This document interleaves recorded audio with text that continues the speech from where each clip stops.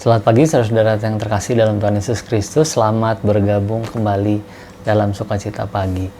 Saudara, kalau kita bangun rumah pasti kita tidak ingin pondasinya rapuh ya. Sebetulnya begitu juga dengan kehidupan kekristenan kita. Tidak ingin pondasinya rapuh. Sehingga renungan ini diberi judul Bertumbuh di atas kebenaran. Nas yang saya gunakan adalah dari Efesus 4 ayat 15. Ini sebuah pernyataan Paulus. Tetapi dengan teguh berpegang kepada kebenaran di dalam kasih, kita bertumbuh di dalam segala hal ke arah Dia, Kristus, yang adalah kepala.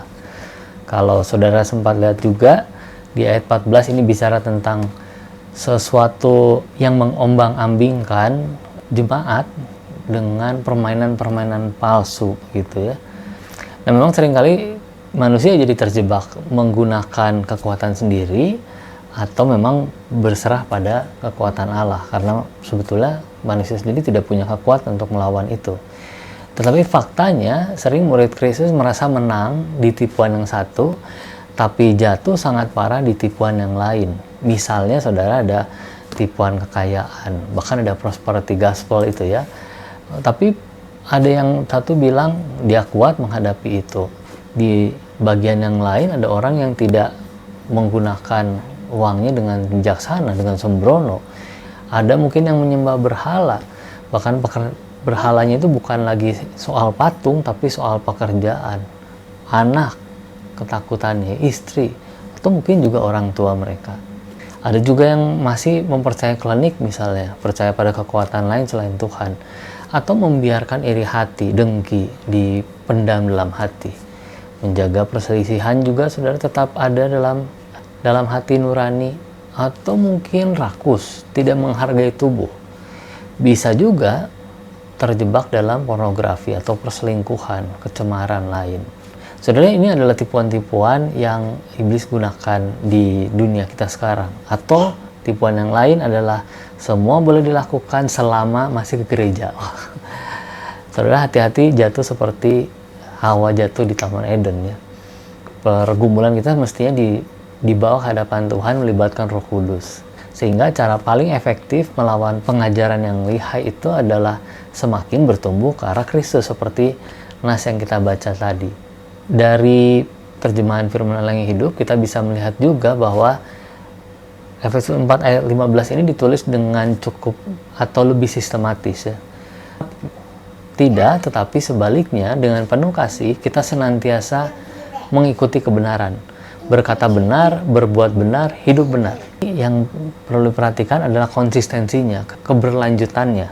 Apakah kemenangan itu, cara hidup benar misalnya itu dilakukan terus-menerus, bukan setelah mencapai lalu tidak lagi.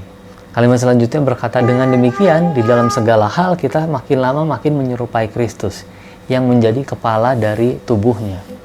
Kita melihat bahwa pertumbuhan terjadi karena kita mau diubahkan, sehingga kesatuan tubuh dengan Kristus semakin nyata, seperti kesatuan tubuh kita sendiri.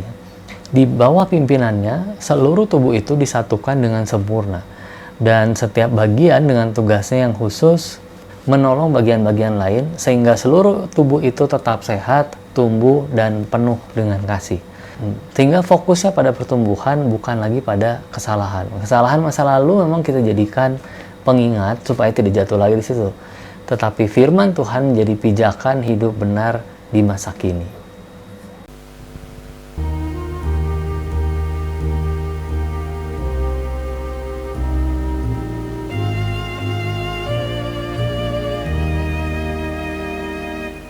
Ku pandang salib Yesus karena dosa keji.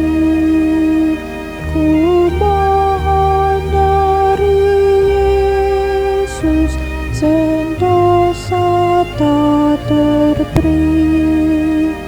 Ku mohon pada Yesus, dosaku yang berat.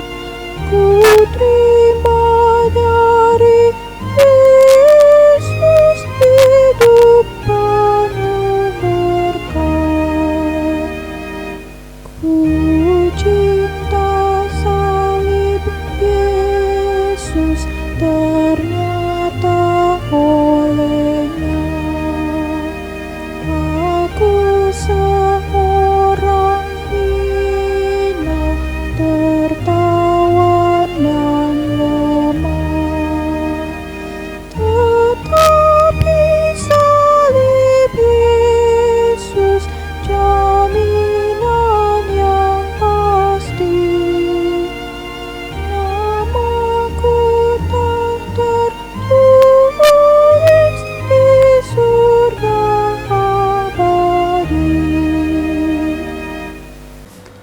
Mari kita berdoa, saudara. Bapa kami yang di surga, kami sungguh bersyukur atas pertolongan Tuhan. Karena kami bisa diselamatkan, itu semua berkat daripada Tuhan. Kami juga sekarang bisa menjalani hari-hari kami dalam bimbingan Tuhan. Itu berkat yang lain yang Tuhan berikan bagi kami. Kami berdoa agar semua berkat yang sudah Tuhan berikan, kasih yang Tuhan sudah tunjukkan, boleh menjadi jalan kami untuk memperbarui hidup kami di kemudian hari.